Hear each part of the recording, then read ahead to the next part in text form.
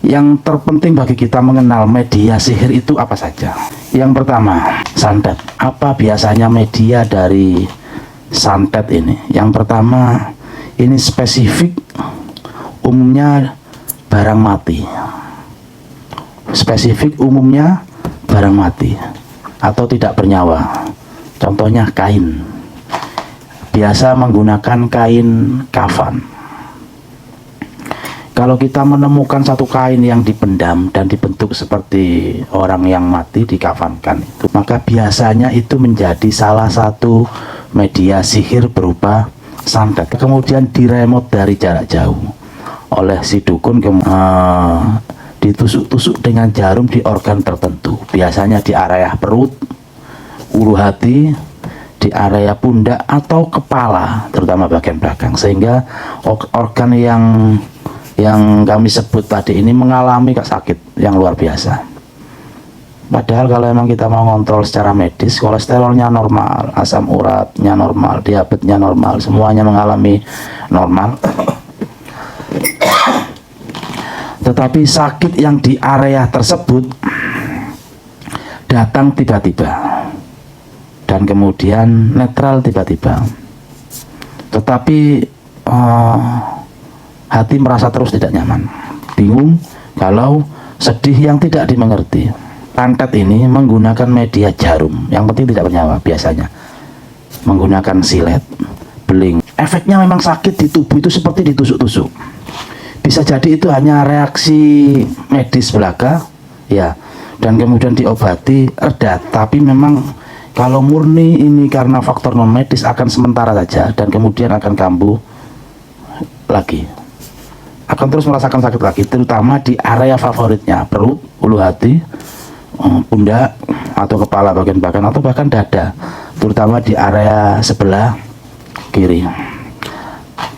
Dan itu kadang-kala cenderung berpindah-pindah sakitnya, terus memutar di waktu tertentu. Lebih-lebih reaksi itu mulai dari sore sampai ke malam hari, dan pagi atau siang merasakan biasa saja, kecuali mempunyai target tertentu. Maksudnya dengan target hanya sakit saja, hanya kembang amben saja, atau lebih dari itu. Kadang kami temui di lapangan itu berupa batu, sapu lidi. Jadi batangan sapu lidi itu dirangkai sedemikian rupa oleh pengirimnya, ya, dijadikan media, lilin, benang, atau juga serabut yang berasal dari kelapa atau bahan lain yang berupa serabut, benang dililit-lilitkan. Seringkali kami temui juga di salah satu tubuh itu ada benangnya. Jadi bisa jadi wujud media ini nampak di tubuh sasaran, target. Bisa jadi hanya merasakan sakit seakan-akan ditusuk-tusuk, tetapi medianya itu tidak ada di tubuh, hanya diremot dari pengirim. Berupa kembang, berupa kemenyan, dan itu media makanannya untuk khodam pengirimnya, untuk khodam jinnya. Serangan yang semacam ini dapat diketahui dari tubuh korban yang normal, tanpa gejala yang terlalu terlihat oleh mata, kasat mata. Tapi rasa sakit yang ditimbulkan oleh serangan semacam ini umumnya hanya lokal atau bagian tertentu saja. Seperti yang saya jelaskan tadi, ketika dicek medis di ronsen, tidak ada apa-apanya. Artinya acap kali juga merasakan sakit di bagian tertentu saja, tapi media yang dimaksud itu hanya diremot dari jarak jauh, tidak ada di dalam tubuh. Tetapi seringkali juga kita temui media-media itu terwujud di dalam tubuh korban sasaran. Nah, itu yang pertama dari media yang tidak bernyawa. Yang tidak bernyawa lagi, media yang lain ya, yang tidak bernyawa lagi maksudnya medianya, yakni berupa foto atau sebaran nama. Ini yang perlu kami tekankan, hati-hati untuk menyebarkan identitas atau foto atau nama kita. Kalau memang itu tidak dikenal dan tidak perlu, lebih baik jangan, terutama di media sosial, terutama perempuan. Ya, dari perspektif kami, kalau itu digunakan untuk kejahatan orang lain, orang ketika mangkel sama seseorang dan tidak berani ngomong langsung, tidak berani ngomong beraksi langsung di orangnya, ketika ingin menyakiti melalui balik badannya, dia memerlukan media foto, atau bahkan dalam level tertentu itu menggunakan nama saja bisa.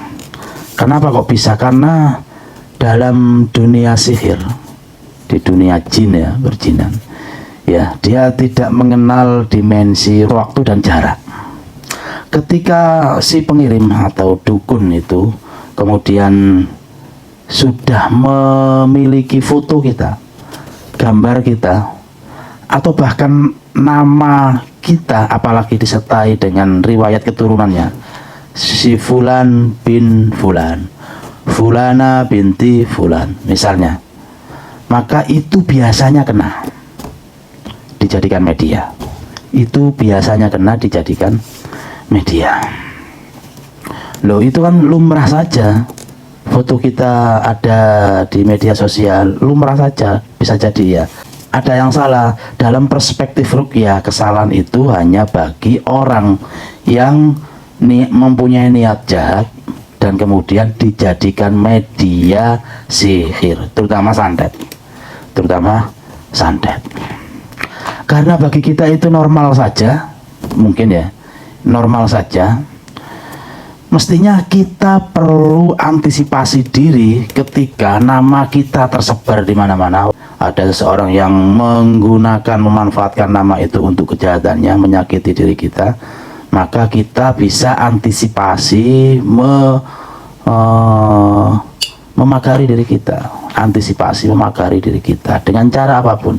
Bisa dengan cara sedekah, bisa dengan cara amaliyah wirid kita, bisa dengan cara ibadah ritual kita, kewajiban kita seperti sholat, puasa Ramadan. Ya, beberapa niatnya juga dimaksud untuk memagari diri kita, difatihai diri kita, liruhi fil jasadi Muhammad Muzaki misalnya. Ya, untuk diri kita sendiri difatihai, ya Allah mohon diberikan kekuatan, keamanan, pemagaran dari segala macam gangguan penyakit. Fatihah.